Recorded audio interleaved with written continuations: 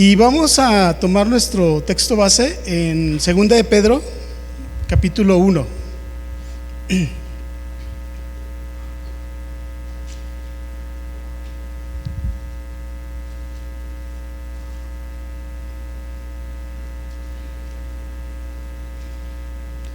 Déjenme comentarles algo antes de comenzar a leer. Fíjense que esta frase de gracia y paz aparece en 13 versículos. En el Nuevo Testamento empieza en Romanos y termina en Apocalipsis, y siempre era una salutación, era un saludo que siempre daban los apóstoles, y era un deseo. Pueden encontrar esta frase en Romanos, en 1 de Corintios, 2 de Corintios, Gálatas, Efesios, Filipenses, Colosenses, 1 de Tesalonicenses, Filemón, 1 de Pedro, 2 de Pedro y Apocalipsis. Pero, aquí viene el pero, en los demás versículos siempre decía gracia y paz de nuestro Señor Jesucristo. Era la forma en que saludaban. Pero en 2 de Pedro, que es nuestro texto base, 2 de Pedro capítulo 1 versículo 2, si ya lo tienen, digan amén. Okay. Dice, gracia y paz os sean multiplicadas en el conocimiento de Dios y de nuestro Señor Jesús, con todas las cosas que pertenecen a la vida y a la piedad, nos ha sido dadas por su divino poder y mediante el conocimiento de aquel que nos llamó por su gracia y excelencia. ¿Sí? Es en el único versículo donde no solamente es mencionada gracia y paz, sino que también dice sea multiplicada. Quiero leerles este mismo texto, pero en la Nueva Versión Internacional, para entender un poquito más. Dice, que abunden ustedes la gracia y la paz por medio del conocimiento que tienen de Dios y de Jesús nuestro Señor. Su divino poder, al darnos el conocimiento de aquel que nos llamó por su propia gloria y potencia, nos ha concedido todas las cosas que necesitamos para vivir como Dios manda. Ok. Hoy en día vivimos en un mundo donde todo es egoísmo y falta de tolerancia. Es lo más común que podemos encontrar, ¿sí o no? El mundo se ha convertido en algo egoísta. Y vamos a hacer una pequeña confrontación, por así decirlo, entre lo que es el egoísmo y la gracia de Dios.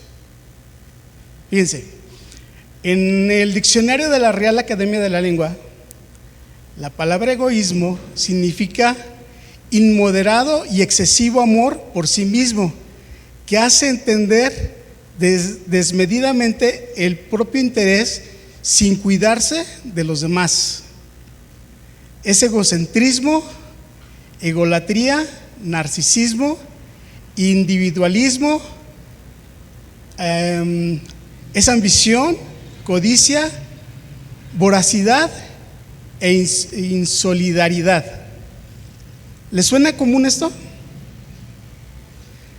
¿Ha pasado que en los negocios o en las empresas, aún en las escuelas, siempre encontramos a alguien así? Ególatra, narcisista. Hace un tiempo iba al gimnasio y a mí me encontraba mucho narcisista. De hecho, el instructor a veces les echaba carrilla a algunos chavos porque hacían un ejercicio y como 10 minutos de estarse viendo en el espejo. Hacían otro y otros 10 minutos. Y no faltaba que hoy en día sacara su teléfono y la selfie, haciendo así. Egocentrismo, ¿verdad? Déjenme tomar un poquito se me reseca la garganta. Esto es muy común. A veces hay gente que se quiere congratular con los jefes para ganar un beneficio y no le importa el cómo ni el qué manera. ¿Sí o no? No les importa. Y aquí una de lo que desglosa la Real Academia es eso, que no les importa, que puedan pasar por encima de quien sea.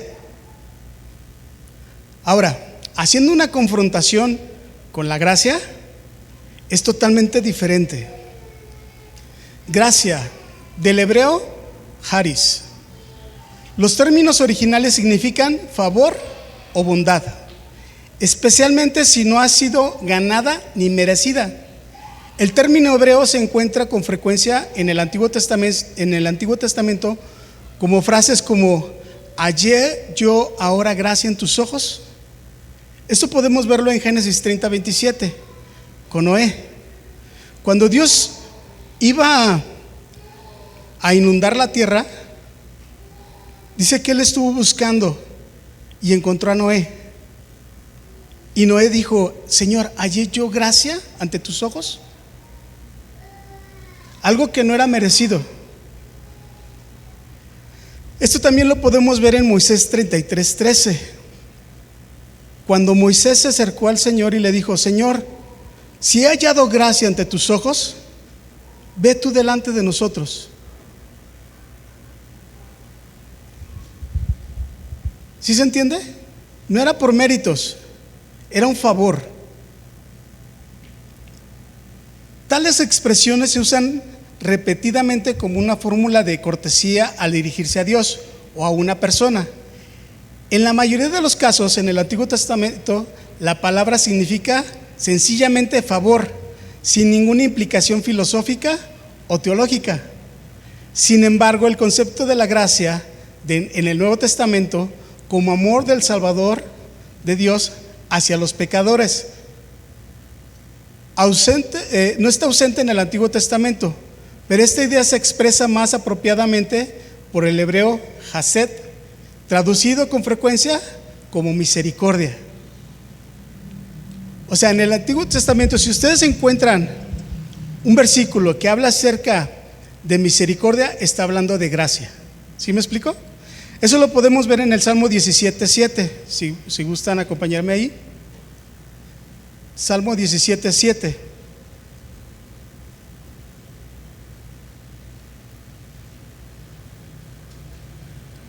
Dice: muestra tus maravillas, misericordias, tú que salvas a los que se refugian a tu diestra, de los que se levantan contra ellos.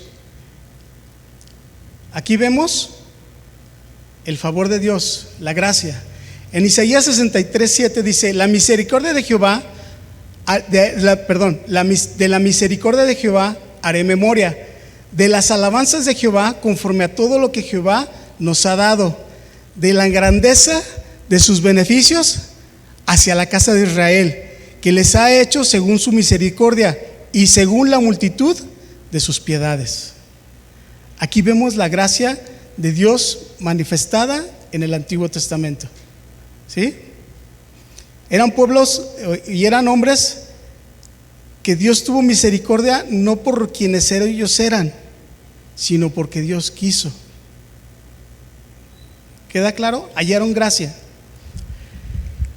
Ahora bien, nosotros también hemos hallado gracia para con el Señor. ¿Sí? Y ahorita un poquito más adelante lo vamos a ver. Esta gracia podemos sacar un tema bastante amplio y no me quiero meter más profundo. Lo vamos a dejar ahorita hasta ahí. Vamos a ver la segunda parte, que es la tolerancia contra la paz de Dios. Una cosa es tolerar y otra cosa es la paz de Dios. ¿Sí? Fíjense que yo encontré el significado de intolerancia en un fragmento destacado de la web, que dice: la falta de tolerancia, especialmente religiosa, es intransigencia, fanatismo, terquedad, obcecación y obstinación. Y así hay hoy en día. Así vivimos, ¿no? En nuestros días. Una intolerancia, sobre todo si se trata del Señor Jesús y su palabra. Pueden ser muy tolerantes con los LGTB y no sé qué más. Pueden ser intolerantes con muchas cosas, pero con la palabra de Dios no son tolerantes, son inclusive hasta radicales. Ahora bien, esto lo vamos a confrontar, lo que es la paz de Dios. En el hebreo, la palabra hebrea de paz significa shalom. Y de hecho es así como se saludan los israelitas: shalom, la paz del Señor. Y en griego, eirene, eso significa paz. Es una de las características del reino mesiánico. Fíjense, en Isaías 2:4, les voy a leer ese texto en la versión traducción lenguaje actual. Dice: Dios mismo dictará sentencia contra naciones y pueblos lejanos, y ellos convertirán sus espadas en herramientas de trabajo. Nunca más nación alguna volverá a pelear contra otra, ni se entrenará para la guerra. Dios traerá su paz sobre todos. ¿Sí? Me llamó la atención de que las naciones procuran entrenar para las guerras y por eso tienen tanto armamento. Pero llegará el tiempo en que todas esas herramientas que tienen, en lugar de un fusil, será una herramienta de trabajo diferente, tal vez una pala para cultivar. Solamente el Señor puede traer paz, nadie más. En el Nuevo Testamento menciona paz 90 veces. En 80 significa la paz del corazón. En 10, la paz entre individuos, instituciones o naciones, que siempre es un fruto de paz en el corazón.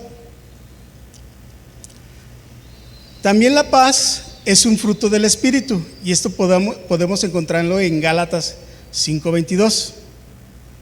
Ya lo saben, donde menciona los frutos: amor, gozo, paz, que son frutos del Espíritu. Es la paz que Jesús da a sus discípulos. Vamos a Juan 14:27, por favor.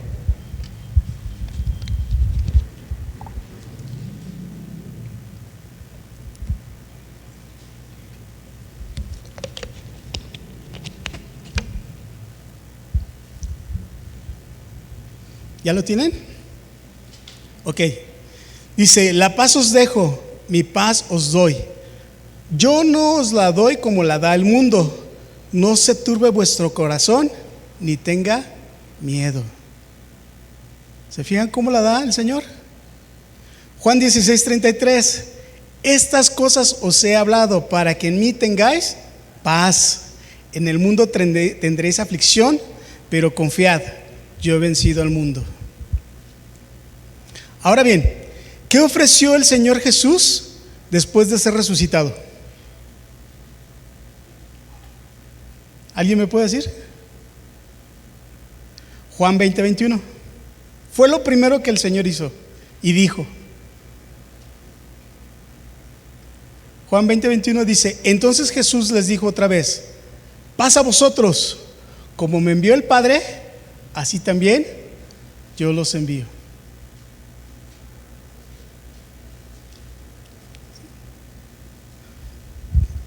Pablo enseña que la paz se obtiene por la fe y tiene su base en la justificación y excede a nuestro entendimiento. En Romanos 5, versículo 1 y 2 dice: justificados pues por la fe, tenemos paz para con Dios por medio de nuestro Señor Jesucristo, porque también tenemos entrada por la fe a esta gracia, en la cual estamos firmes y nos gloriamos en la esperanza de la gloria de Dios. Ok. Bien, en Filipenses 4:7 dice: la paz de Dios, que sobrepasa todo entendimiento, guardará vuestros corazones y vuestros pensamientos en Cristo Jesús. Es decir, la paz solamente viene a través del Señor Jesús, no hay más. Otra paz que no sea el Señor Jesús, otra fuente, no va a ser duradera. No te va a durar. Porque la única paz que te podría dar sería la del mundo. Y ya vimos ahorita que el mundo no tiene paz. Porque es ególatra. Porque busca lo suyo. Solamente el Señor te puede dar paz. Y esto no por ti, sino por su gracia. ¿Ok? Bien. Volvamos a 2 de Pedro, capítulo 1, versículo 2.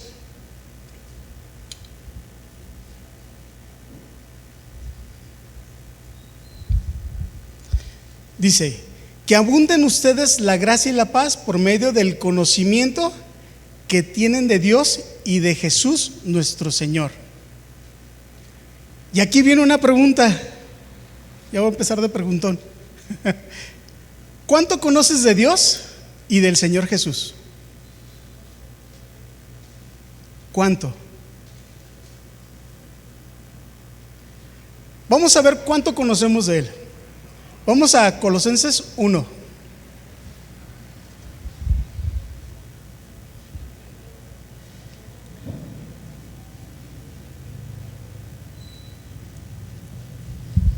¿Ya lo tienen? Colosenses 1, versículo 13.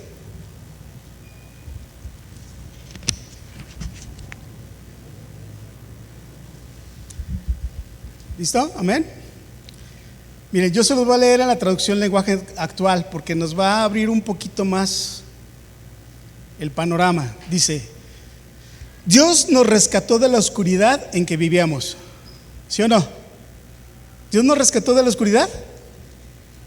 Y eso me recuerda a Génesis 1. Dice que todo estaba desordenado y vacío y en oscuridad. Y dijo Dios: hágase la luz, y fue hecha. Dice: Dios nos rescató de la oscuridad en que vivíamos y nos llevó al reino de su amado Hijo, quien por su muerte nos salvó y perdonó nuestros pecados. Cristo es el Hijo de Dios y existe desde antes de la creación del mundo. Él es la imagen del Dios que no podemos ver. Por medio de Él, Dios creó todo lo que hay en el cielo y en la tierra, lo que puede verse y lo que no se puede ver, y también los espíritus poderosos que tienen dominio y autoridad. En pocas palabras, Dios creó todo por medio de Cristo y para Cristo. Y Cristo existía antes de todas las cosas. Por medio de Él y de todo se mantiene en orden. Ok. Por medio de Él todo se mantiene en orden. Ahorita estamos teniendo calor, ¿verdad? Poquito. Otros poquito, otros mucho. Y antes de que se me olvide, como dijo el pastor, él ha estado diciendo en otras ocasiones antes de empezar la enseñanza: hermanos, cuídense, por favor. Ahorita van a empezar las ondas de calor. El golpe de calor está duro. Amados hermanos, hidrátense. Si no tienen necesidad, no salgan. ¿Sí? Ok, dice que todo está en orden. Lo que se puede ver y lo que no se puede ver. ¿Quién me puede decir lo que no se puede ver?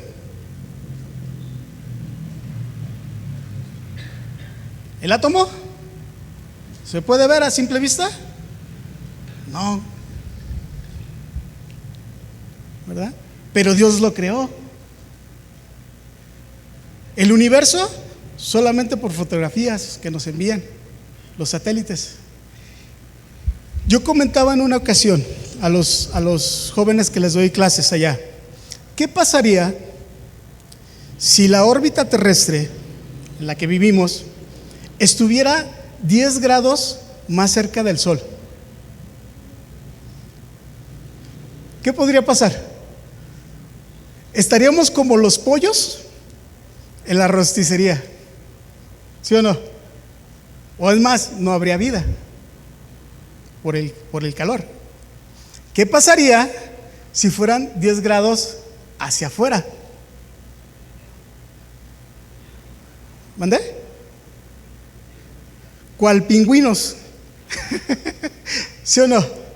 Estamos en un eje perfecto. ¿Sí o no? Y todo lo sostiene Dios con su mano poderosa. Nada se mueve si Él no lo autoriza. Dice aquí, aún las potestades, aún esos principados, dice ahí en la Biblia, van delante del Señor y le piden permiso. ¿Qué le dijo el Señor Jesús a Pedro? ¿Conocen el texto? Los ha pedido para zarandearos y yo he rogado. El Señor no se lo prohibió. Yo le he rogado al Padre que tu fe no falte. Y ahí se muestra la gracia de Dios en Pedro. Ok, este es el Dios que adoramos, en el Dios que creemos. Versículo 18. Y Él gobierna su iglesia y le da vida. Él es la cabeza y la iglesia es su cuerpo. Cristo es el principio de todas las cosas. Por eso Él fue el primero en resucitar, para que ocupe el primer lugar en todo. Y en Él se encuentra todo el poder divino.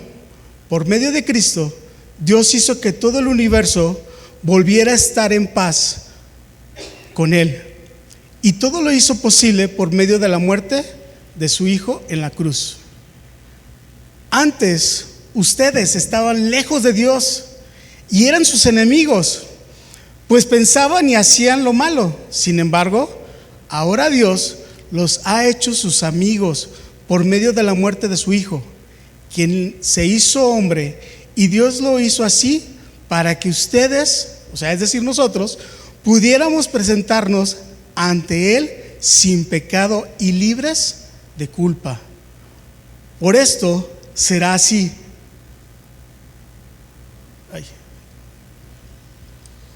Por eso será así. Solo si mantienen su confianza en Cristo y siguen creyendo, y lo que nos promete el mensaje de las buenas noticias. Este mensaje ha sido anunciado por todo el Imperio Romano y yo colaboro anunciándolo. Ahora bien, aquí al final dice que es el mensaje de buenas noticias. Y mi pregunta es, ¿cuál es ese mensaje? Vamos a Romanos 10:8.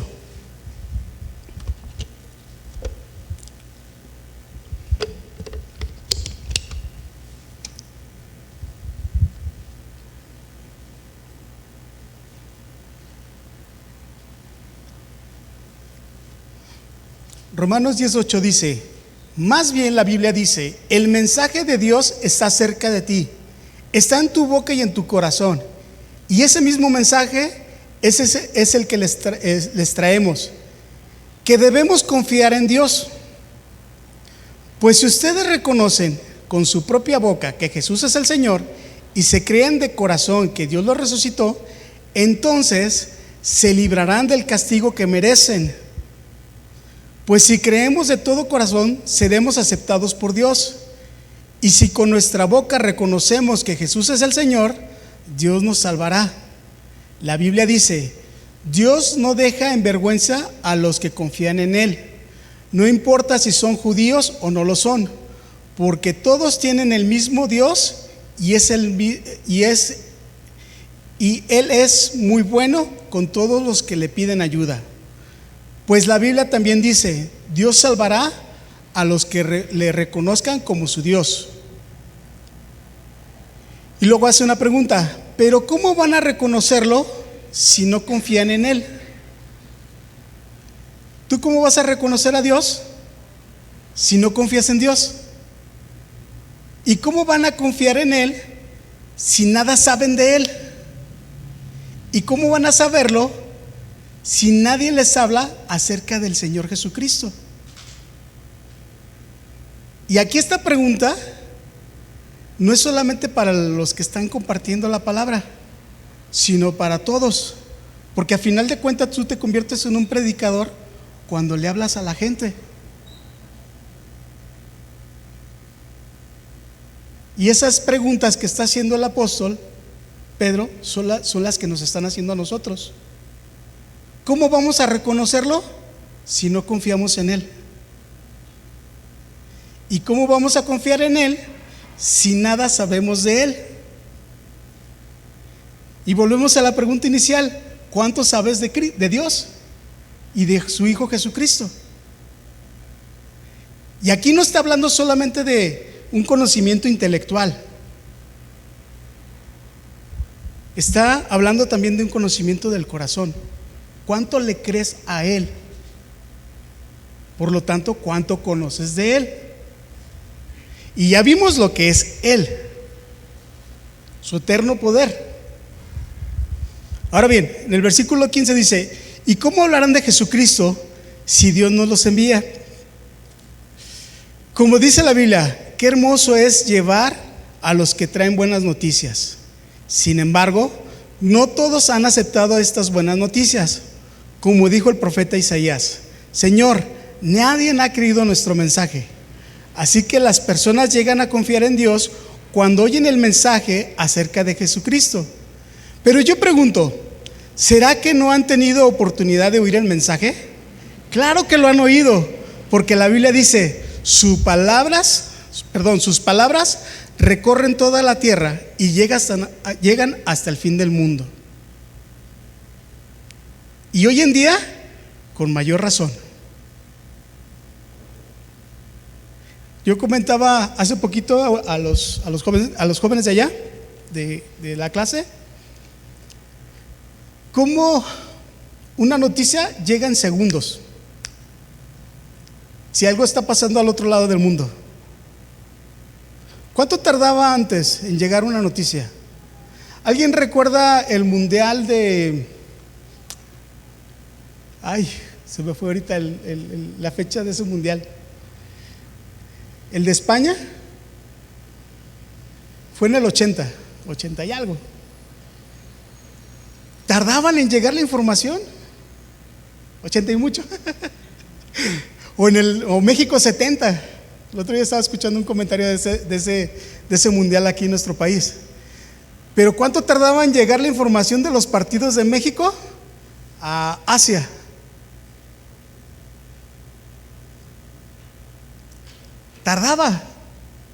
Tardaban tiempo. El otro día entrevistaban a uno de los cronistas de deportes de antaño, como Alarcón, y de ese tiempo de los 60s, y decían: no, recuerdo que en el mundial, no me acuerdo qué tiempo, yo todavía creo que ni nacía, tuvimos que ir allá, grabar y luego regresar, editar y entonces sí pasar la noticia. Y pasaba hasta una semana y narraban el partido, y la gente, como no lo veía en televisión, o sea, en algunas ocasiones era en radio, pues pensaba que era en vivo, y no, ya era editado. O sea, tardaba mucho tiempo en llegar las noticias. Pero hoy en día, ¿cuánto tiempo tarda?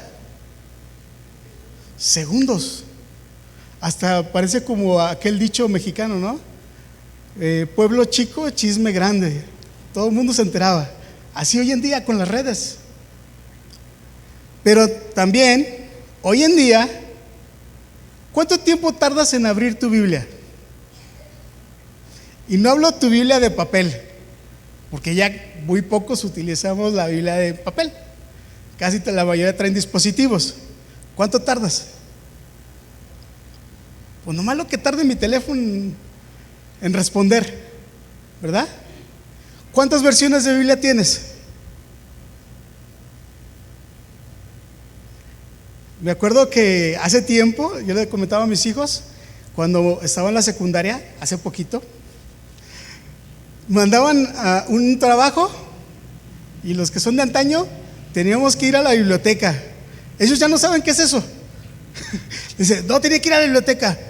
¿Y eso qué es, papá?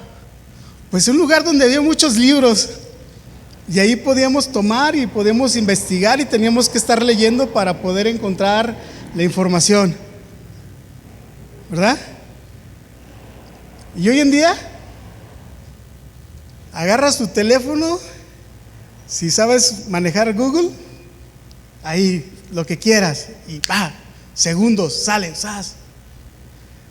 Pero tristemente eso ha hecho también que ya no estudies, que ya no leas.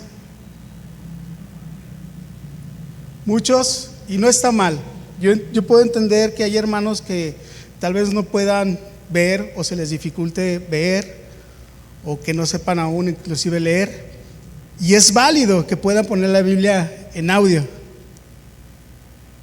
Pero hermanos, los que podemos todavía ver, los que podemos todavía escuchar, se nos hace más cómodo. Pongo la predicación, que ahí me enseñe, cuando la palabra te está exhortando a buscar, a conocerle.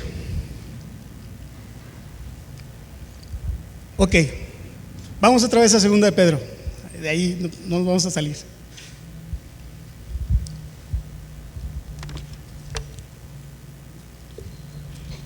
Ya entendimos el conocimiento de Dios, ¿verdad?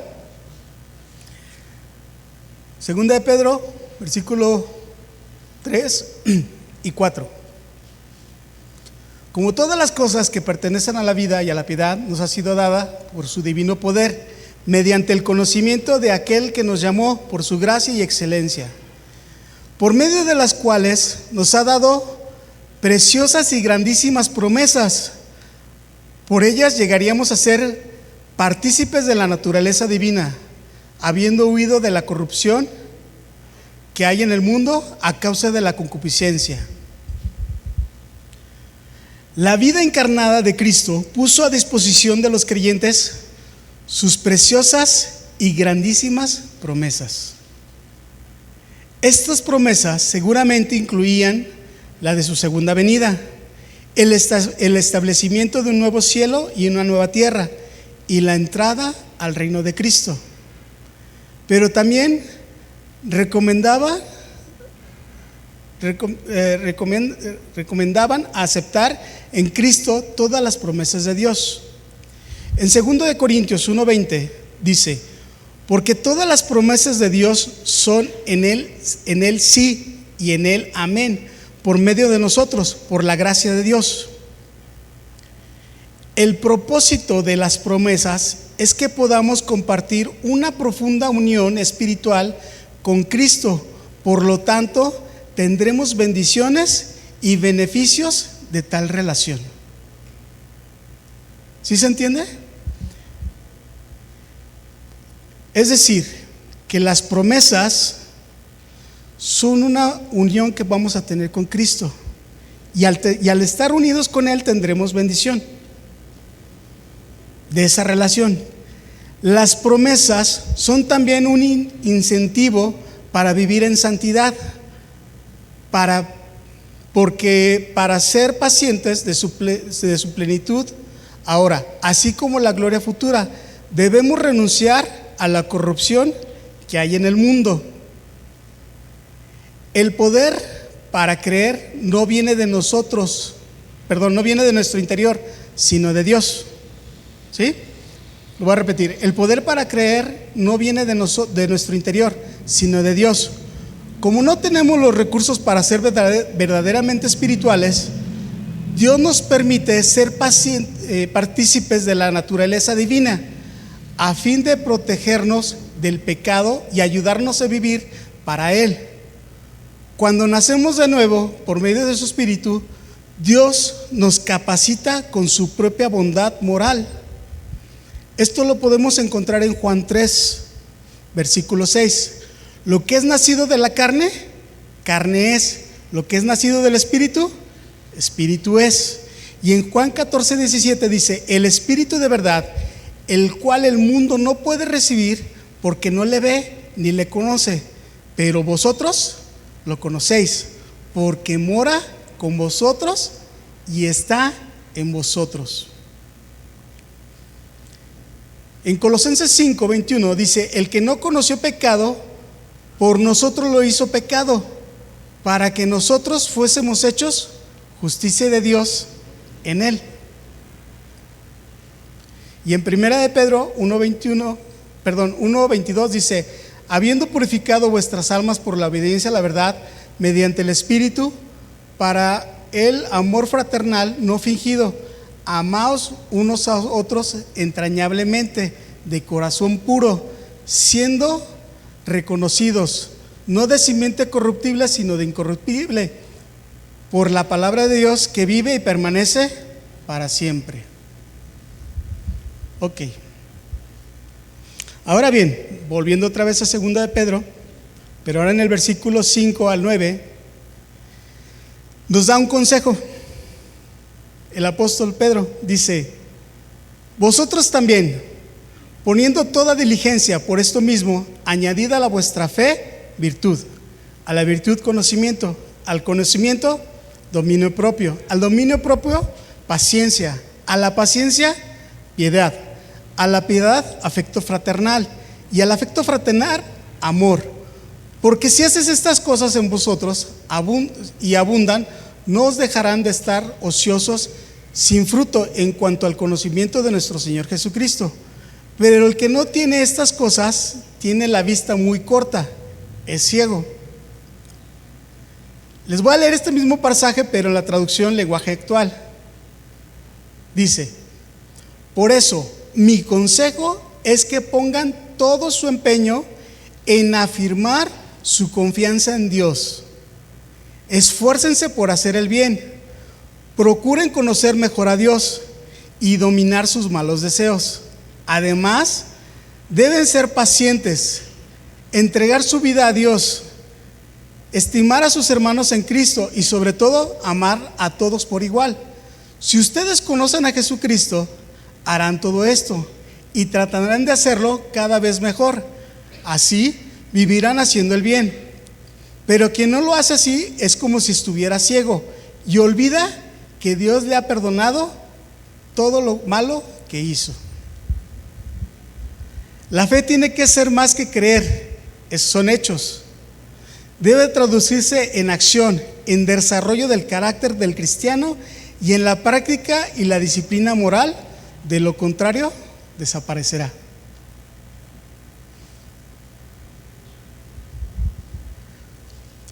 Esto debemos hacer, hermanos. Fíjense, en Santiago 2:17, en la traducción lenguaje actual dice: lo mismo pasa con la fidelidad a Dios.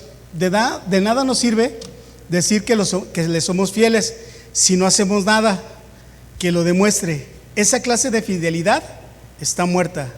Los que dicen que son fieles a Dios pero no hacen lo bueno, yo les podría decir: tú dices que eres fiel a Dios y yo hago lo que es bueno. Demuéstrame que es posible ser fiel a Dios sin tener que hacer lo bueno, y yo te mostraré que soy fiel a Dios por medio del bien que hago.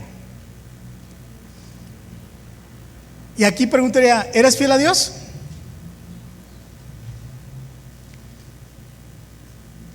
Si no, regresamos otra vez al pasaje. Ok. Volviendo al pasaje de Pedro, Pedro hace una lista de varios actos de fe, si lo notaron. Primero, aprender a conocer mejor a Dios, cultivar la paciencia, hacer la voluntad de Dios, amar a los demás y dominar los malos deseos. Esos actos no se pueden producir automáticamente, requieren de un arduo trabajo, ¿sí o no? No son opcionales, deben ser parte constante de la vida del cristiano. No es como que terminas con uno para luego empezar con otro, sino que nos debemos ocupar de todos estos juntos. Dios nos capacita y nos autoriza. Pero nos da también la responsabilidad de aprender y crecer. No debemos sorprendernos ni resistirnos al proceso. Es decir, que durante esta lista debemos seguir trabajando y el Señor va a hacer que trabajemos en ellos. Y no debemos sorprendernos de lo que Dios puede estar tratando con nosotros y no desanimarnos porque Dios lo está haciendo.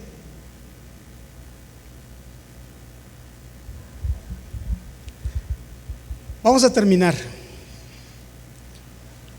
Dice en 2 de Pedro 1:20, perdón, 2 de Pedro 1:10.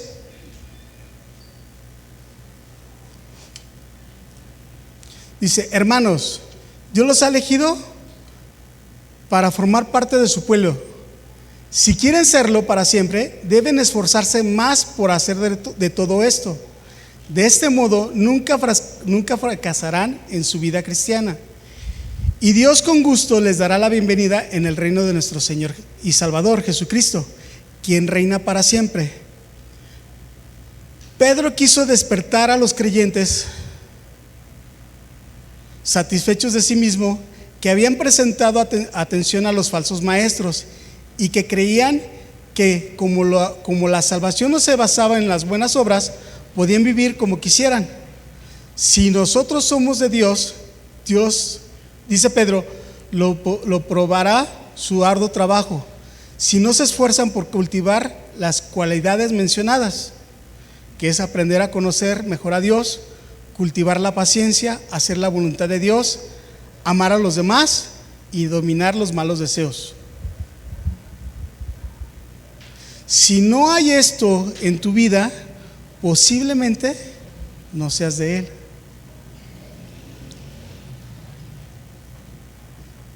Si nosotros pertenecemos al Señor y su arduo trabajo, Él respaldará y afirmará que fuimos elegidos por Dios, vocacional y eleccional. Nunca seremos descarriados por falsos maestros o el encanto del pecado.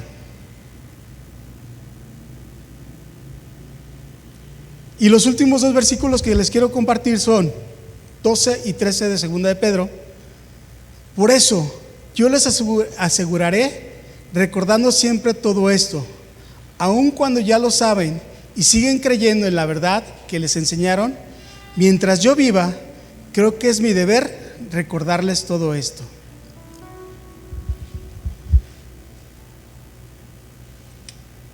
Los entrenadores experimentados revisan constantemente los fundamentos del deporte con los integrantes de su equipo, y los buenos deportistas pueden ejecutar lo fundamental constantemente bien. En nuestra vida espiritual no debemos pasar por alto los fundamentos de nuestra fe.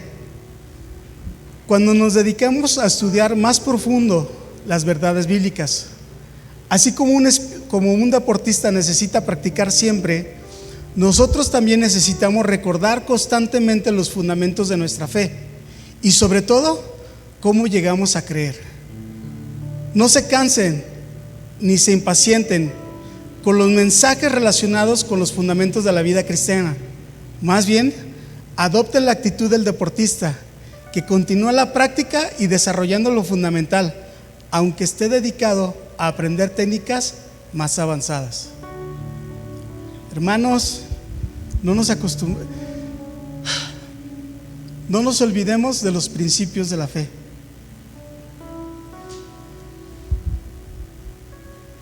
Cuando estaba leyendo esto, que es un comentario,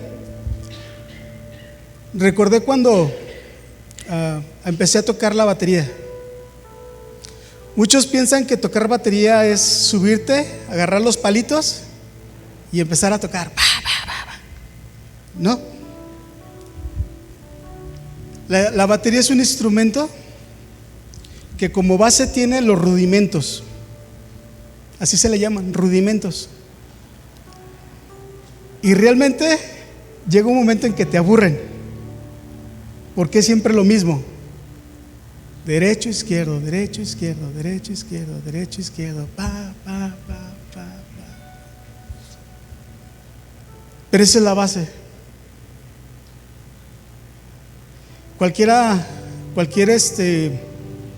Si usted le preguntan a un deportista,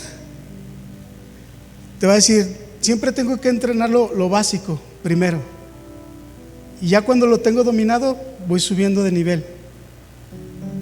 Y le preguntas: oye, ¿tú lo haces? ¿Cada cuándo lo haces? Todos los días. Todos los días.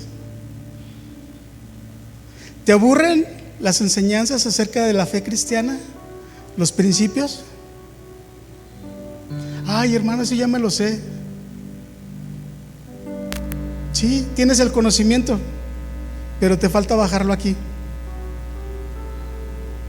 ¿Cuánto le crees? ¿Cuánto le conoces? ¿Cuánto conoces de tu Dios?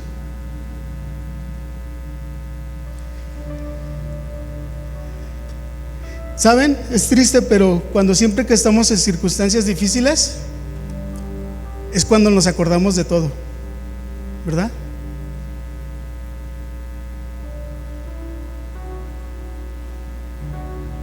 ¿Cuánto le crees?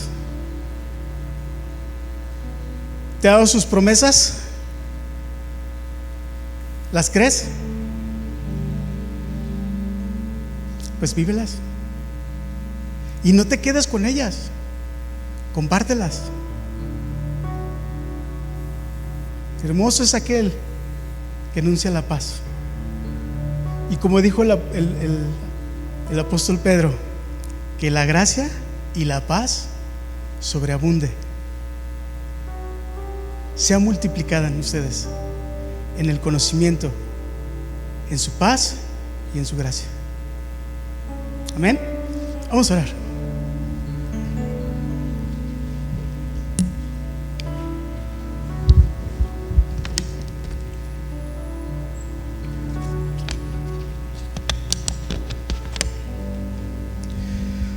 Señor, te damos gracias,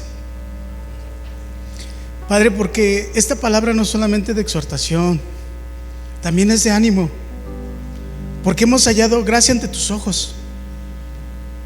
Nos has dado tu paz, nos has exhortado también, Señor, a buscarte, pero buscarte de una manera real, a tener un conocimiento no solamente de intelectual, no, Señor, no solamente ese conocimiento, sino una relación más profunda, un conocimiento más profundo de ti. Tu palabra, como lo hemos leído, tú eres el Dios creador del cielo y la tierra. Tú le dijiste a Job: ¿quién estaba a mi lado para que me aconsejara? ¿Quién me dijo? ¿Quién puso límites al mar? Tú eres Señor sobre todas las cosas. Poderoso es tu nombre, Padre. Y Señor, nos has dado las promesas, sí, es cierto, pero para tener una relación más profunda contigo, y también para agradecerte, Señor, por quien tú eres. Eres el Dios que lo llena todo. Tú eres en todo. Todo fue creado por ti y para ti. Y en esa creación estamos todos nosotros, Señor, por ti y para ti.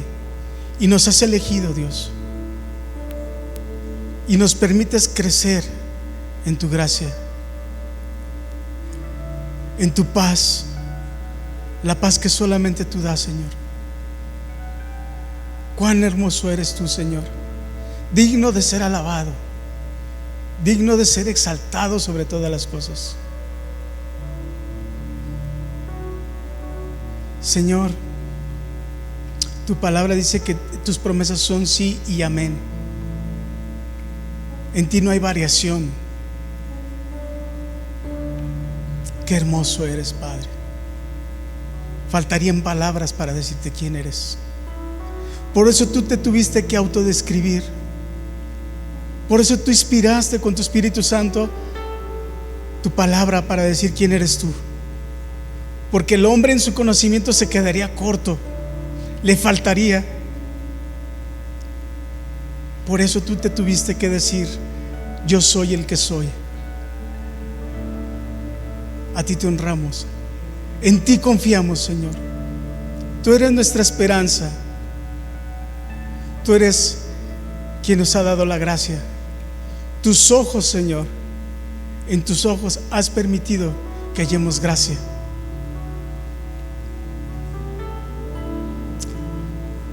Cuán grande eres tú, Señor. Cuán grande eres. Tú eres nuestra confianza. Tú eres nuestra paz. Bendito eres tú, Señor.